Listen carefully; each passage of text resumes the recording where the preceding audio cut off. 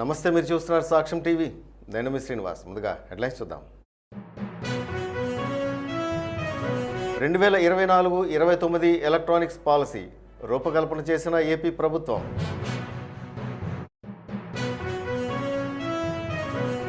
తెలంగాణ రాష్ట్ర పండుగగా సదర్ ఉత్సవం.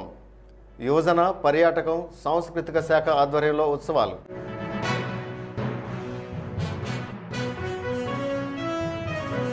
భారత్లో బడి బయట 5.5 కోట్ల చిన్నారులు, క్రమంగా తగ్గుతున్న నిరక్షరాస్యత.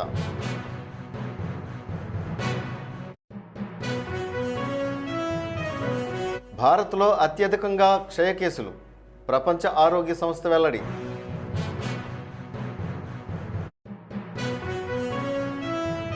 కార్బన్ డయాక్సైడ్ను ఆక్సిజన్గా మార్చే కృత్రిమ పత్రం రూపొందించిన చికాగో ఇలియానాస్ యూనివర్సిటీ. ఉద్యోగాల్లో స్పోర్ట్స్ కోటా 3% పెంచిన ఆంధ్రప్రదేశ్ ప్రభుత్వం. ఇక వివరాలు చూద్దాం.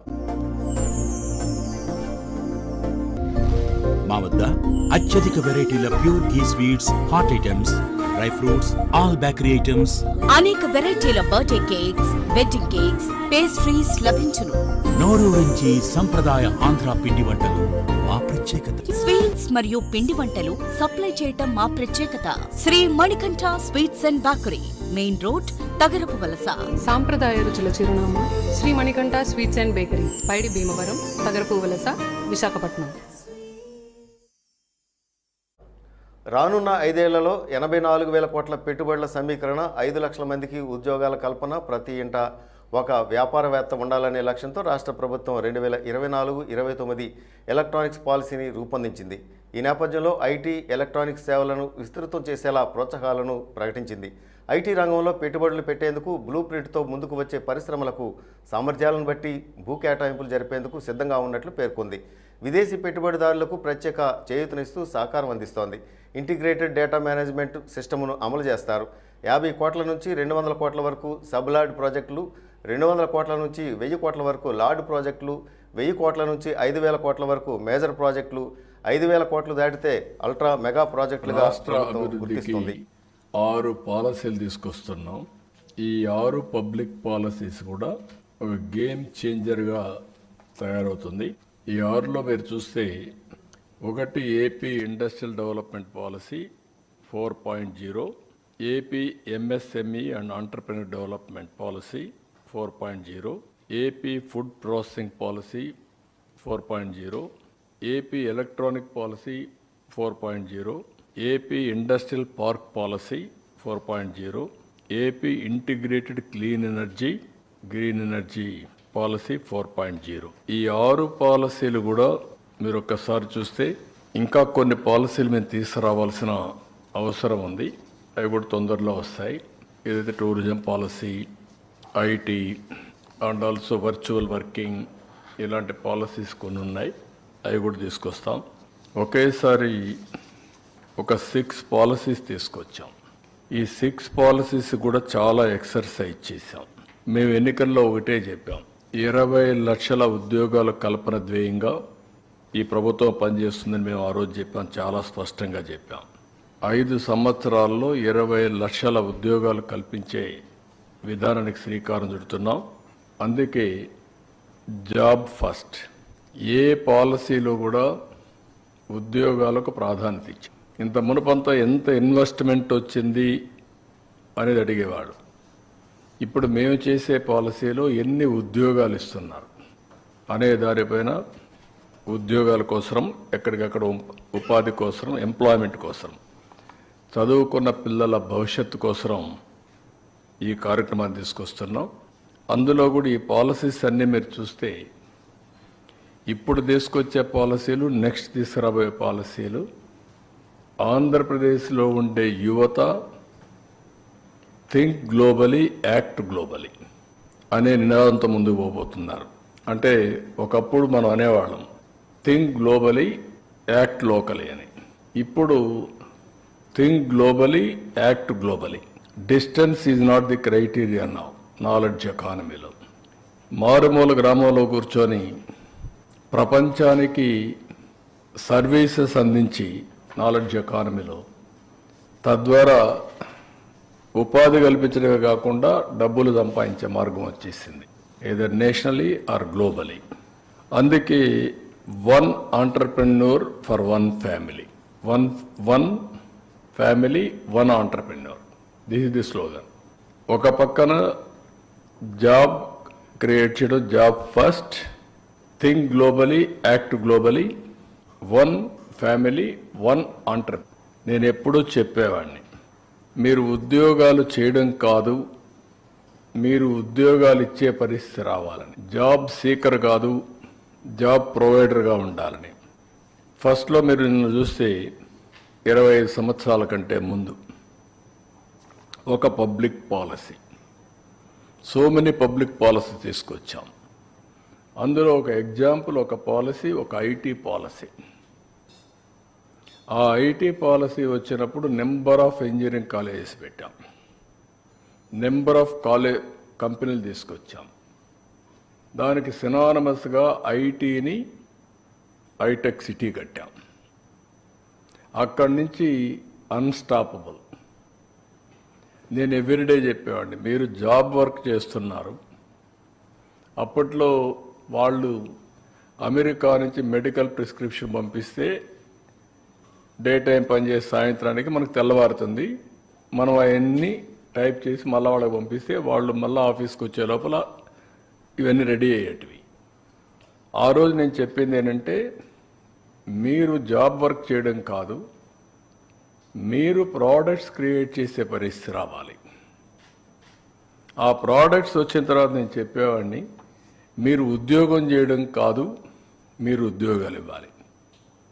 అందుకే మీరు చూస్తే ఒక మైక్రోసాఫ్ట్ వస్తే మైక్రోసాఫ్ట్ అధినేత తెలుగువాడయ్యాడు. ఇలాంటివి కొన్ని వందల ఎగ్జాంపుల్స్ ఉన్నాయి. ఇండియన్స్ మొత్తం ప్రపంచం అంతా వెళ్ళి ఆల్ ఐటీ కంపెనీస్ అంతా వీళ్ళే చేసే పరిస్థితికి వచ్చారు. ఆ రోజు చేసినటువంటి అడుగును మీరు చూసినప్పుడు ఇంకొక స్టెప్ ముందుకు పోతే పబ్లిక్ గవర్నెన్స్, కార్పొరేట్ గవర్నెన్స్లో ఇండియన్స్ డామినేట్ చేసే పరిస్థితికి వచ్చారు గ్లోబలీ, ఏ కంట్రీకి చూసినా. అందుకే ఈరోజు మనం తీసుకున్న ఈ 6 పాలసీలు భవిష్యత్తులో రాష్ట్ర భవిష్యత్తుకు కానీ యువత భవిష్యత్తుకి పెను మార్పులు తీసుకొచ్చే అవకాశం వస్తుంది. అదే సమయంలో రాష్ట్ర ప్రగతినే మారుస్తుంది. ఈరోజు మనం పారిశ్రామికవేత్తలు మన దగ్గర తిరగడం కాదు, ప్రతి ఒక్కరూ గుర్తుపెట్టుకోవాల్సింది, మనం కూడా పరిశ్రమలు పెట్టాలి, వచ్చిన వాళ్ళని గౌరవించాలి. అందరం బిల్డప్ చేసేది నేషనల్ బిల్డింగ్ కోసం పనిచేస్తున్నాం, నేషనల్ డెవలప్మెంట్ కోసం పనిచేస్తున్న స్ఫూర్తితో ముందుకు పోవాల్సిన అవసరం ఉంది. అన్నింటికంటే ముఖ్యంగా రతన్ టాటా ఇన్నోవేషన్ హబ్. రతన్ టాటా ఒకసారి చూస్తే అంత మునుపు కంపెనీ ఉన్నప్పటికీ కూడా ఆయన తెలివితేటలతో ఇంటిగ్రిటీ, ఆనెస్టీ, నేను ఎప్పుడు చెప్పేవాడిని, వ్యాపారాలు చేయడానికి వేరే అనేక మార్గాలు ఉంటాయి. ఎథికల్ బిజినెస్ చేసి కూడా ఎంపైర్స్ క్రియేట్ చేయొచ్చు. దానికి ఎగ్జాంపుల్ రతన్ టాటా. నీతి నిజాయితీగా ఎథికల్ బిజినెస్ చేసి ఈరోజు ఒక 28 కంపెనీలు ఫ్లోట్ చేసి $400 బిలియన్ వ్యాపారం చేయగలిగాడంటే, 100 కంట్రీస్ స్ప్రెడ్ చేయగలిగాడంటే ఒక జీవిత కాలంలో చేయగలిగాడు. ఒక లైఫ్ టైం అచీవ్మెంట్ ఇది.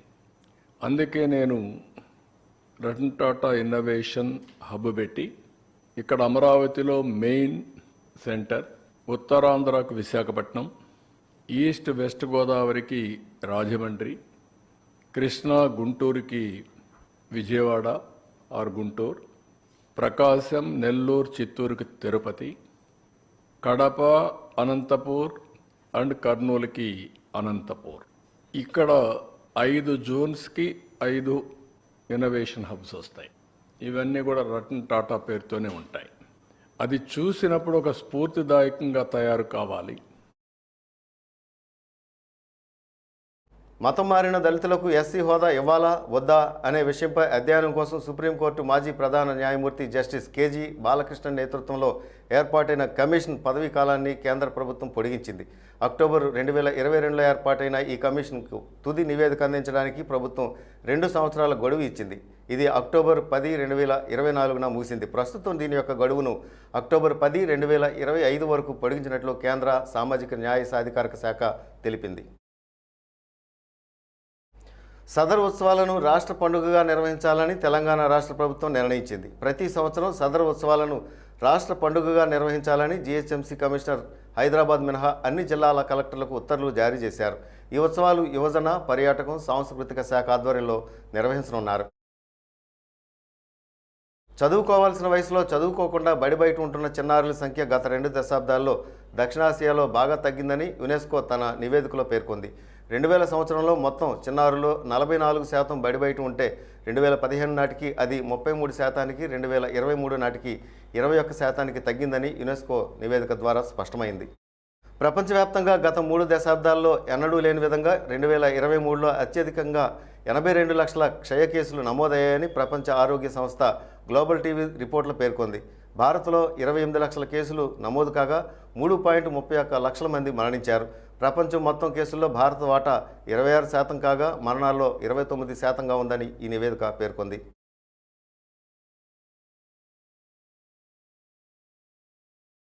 చికాగోలోని ఇల్లినాయిస్ యూనివర్సిటీ పరిశోధకులు కృత్రిమ ఆకును రూపొందించారు. ఈ ఆకులోని ప్రత్యేకమైన పొరలో ఉన్న సాంకేతికత నీటి రూపంలో కార్బన్ డయాక్సైడ్ను గ్రహించి ఆక్సిజన్గా మారుస్తోంది. కృత్రిమంగా తయారు చేసిన ఈ పత్రాలు నిజమైన వాటికంటే 10 రెట్లు అధికంగా కార్బన్ డయాక్సైడ్ను గ్రహిస్తున్నాయి. ప్రస్తుతం ఇది ప్రయోగ దశలో కొనసాగుతోంది. బంగారు ఆభరణాల అమ్మకాల్లో భారత్ అగ్రస్థానంలో నిలిచిందని వరల్డ్ గోల్డ్ కౌన్సిల్ తెలిపింది. ప్రపంచవ్యాప్తంగా 459 టన్నుల బంగారు ఆభరణాలు అమ్మకాలు జరిగాయని, మొత్తం అమ్మకాల్లో భారతదేశంలోనే 171.6 టన్నులు జరిగాయని స్పష్టం చేసింది.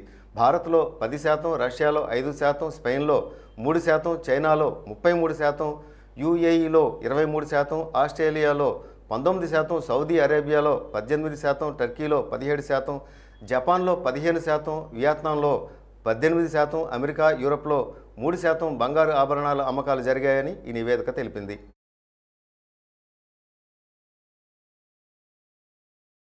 సముద్రాలను అన్వేషించాలనే లక్ష్యంగా భారత్ సముద్రయాన్ ప్రాజెక్టును సిద్ధం చేసింది. దాదాపు 12 గంటల వ్యవధిలో సముద్రంలో 6000 మీటర్ల లోతులోకి వెళ్లి వచ్చేందుకు వీలుగా ప్రత్యేకమైన డైవింగ్ యంత్రాన్ని ఏర్పాటు చేశారు. దీనికి మత్స్య 6000 అని పేరు పెట్టారు. దీనిలో ఉండే సభ్యుల కోసం ప్రత్యేక ఆహారాన్ని కూడా రక్షణ పరిశోధన అభివృద్ధి సంస్థ సిద్ధం చేసింది. ఇది సముద్రంలోని అత్యంత లోతైన ప్రదేశంలో 108 గంటలు ఉండగలదు. ఇది 1848 ఏనుగుల బరువునకు సమానం. ఇది నీటి అడుగున కెమోసింథటిక్ బయోడైవర్సిటీ, తక్కువ ఉష్ణోగ్రతలో ఉన్న మిథన్, హైడ్రో థర్మల్ వంటి వాటిపై పరిశోధనలు చేస్తోంది. దీనిని భవిష్యత్తులో సముద్ర గర్భ పర్యాటకం అభివృద్ధి కోసం కూడా ఉపయోగించనున్నారు. ఈ సముద్రయానకు సంబంధించిన డిజైన్ పనులను national institute of ocean technology సిద్ధం చేస్తోంది.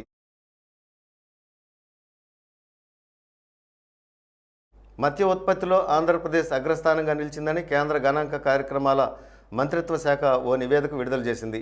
దీని ప్రకారం చేపలు, రొయ్యల ఉత్పత్తిలో జాతీయ స్థాయిలో 2011-12లో ఆంధ్రప్రదేశ్ వాటా 17.7% ఉండగా 2022-23 నాటికి ఏకంగా 40.9% పెరిగింది. ఆంధ్రప్రదేశ్ తర్వాత స్థానాల్లో పశ్చిమ బెంగాల్, ఒరిస్సా, బీహార్, అస్సాం రాష్ట్రాలు నిలిచాయి.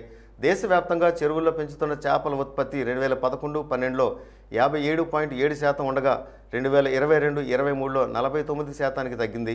సముద్ర చేపల ఉత్పత్తి గత 12 ఏళ్లలో 42.3% నుంచి 51%కి పెరిగిందని ఈ నివేదిక వెల్లడించింది.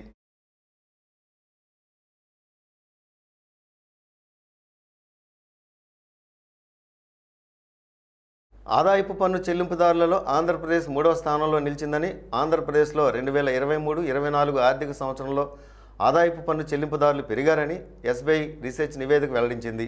ఆదాయపు పన్ను ఫైల్ బేస్ వాటా పెరుగుదలలో ఆంధ్రప్రదేశ్ 3వ స్థానంలో నిలిచింది. ఆదాయపు పన్ను ఫైల్ బేస్ వాటా పెరుగుదలలో ఉత్తరప్రదేశ్ మొదటి స్థానంలో నిలవగా బీహార్ 2వ స్థానంలో, రాజస్థాన్ 4వ స్థానంలో ఉన్నాయని ఈ నివేదిక పేర్కొంది. 2023-24 అసైన్మెంట్ ఏడాదిలో టీటీఆర్ ఫైల్ చేసిన వారిలో మహిళలు 15% ఉన్నారని ఈ నివేదిక తెలిపింది.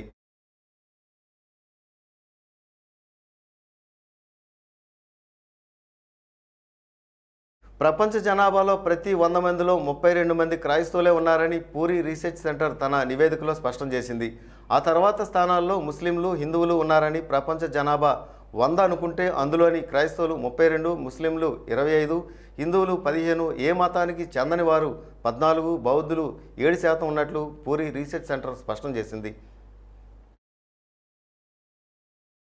ప్రపంచంలోనే మొట్టమొదటిసారిగా చెక్కతో రూపొందించిన లిగ్నోసాట్ అనే ఉపగ్రహాన్ని ఇటీవల జపాన్ ప్రయోగించింది. అమెరికాలోని ఫ్లోరిడా నుంచి ఈ ప్రయోగం జరిగింది. దీన్ని మొదటిగా అంతర్జాతీయ అంతరిక్ష కేంద్రం ISSలో 2024 డిసెంబర్ మొదటి వారంలో కక్షలోకి ప్రవేశపెట్టనున్నారు.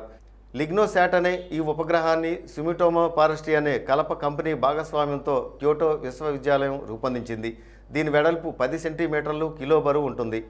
మగ్నోలియాతో తయారైన ఈ ఉపగ్రహానికి అల్యూమినియం ఫ్రేమ్తో ఇరువైపులా సోలార్ ప్యానెల్స్ కూడా అమర్చారు.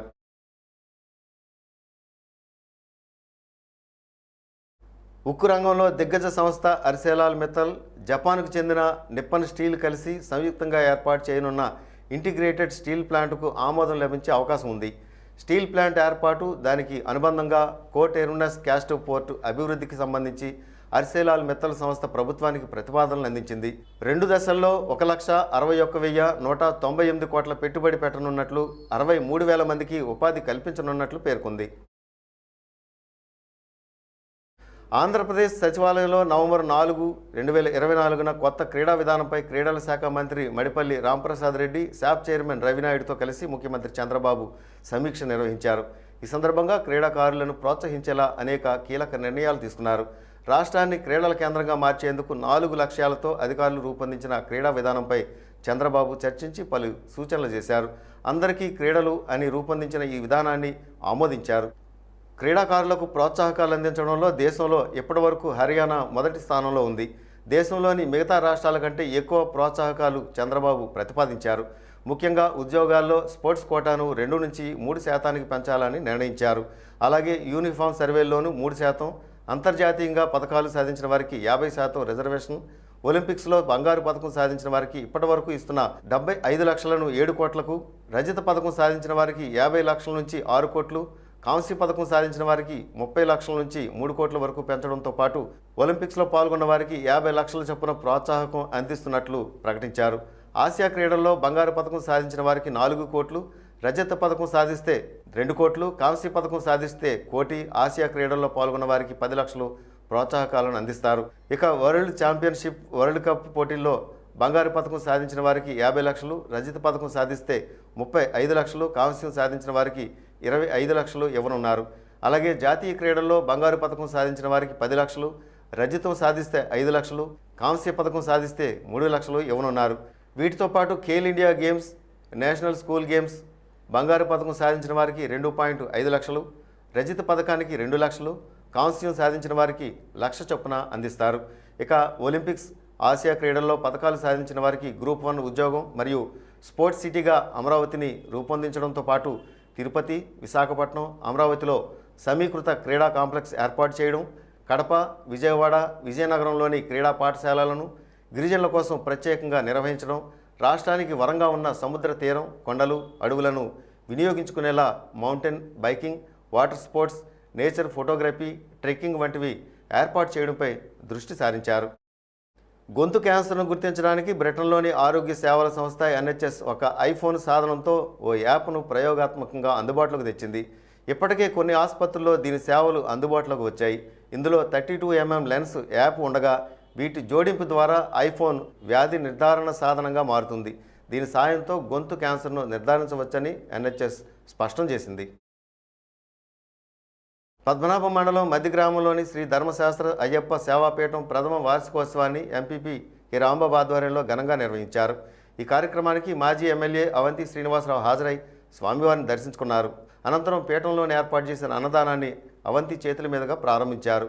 ఈ కార్యక్రమంలో భీమిలి ఎంపీపీ వాసుబాబు, వైసీపీ మండల అధ్యక్షులు లక్ష్మణరావు, గాడి శ్రీను, జడ్పీటీసీ గిరిబాబు, నాయకులు సత్యనారాయణ తదితరులు పాల్గొని తీర్థప్రసాదాలు స్వీకరించారు.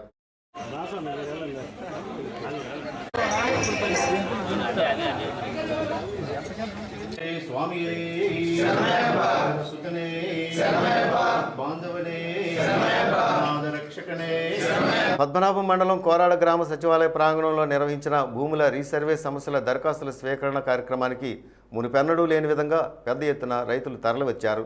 ఎన్నికలు ముంచుకొస్తున్నాయనే నెపంతో అప్పటి అధికారులు రీసర్వేను మొక్కుబడిగా నిర్వహించడం వల్లనే రికార్డులు తప్పులు తడకగా మారాయని రైతులు వాపోయారు.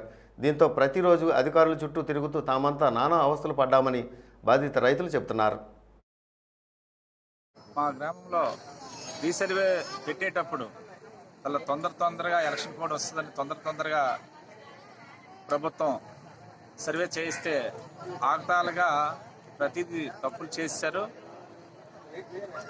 ప్రభుత్వ అధికారులు తప్పిదం వల్ల ఈరోజు రైతులందరూ చాలా ఇబ్బంది పడుతున్నారు. మొత్తం మా పంచాయతీ మొత్తం కూడా ఏదో పొరపాట్లు ప్రతి రైతుకి ఉన్నాయి.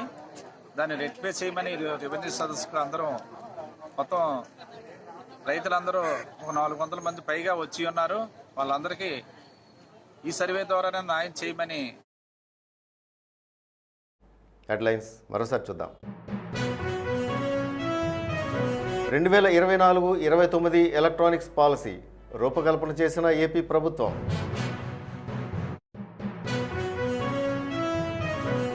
తెలంగాణ రాష్ట్ర పండుగగా సదర్ ఉత్సవం. యువజన, పర్యాటకం, సాంస్కృతిక శాఖ ఆధ్వర్యంలో ఉత్సవాలు.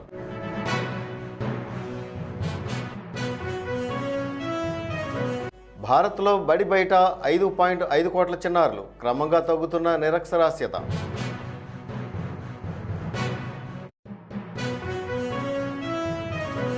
భారత్లో అత్యధికంగా క్షయ కేసులు, ప్రపంచ ఆరోగ్య సంస్థ వెల్లడి.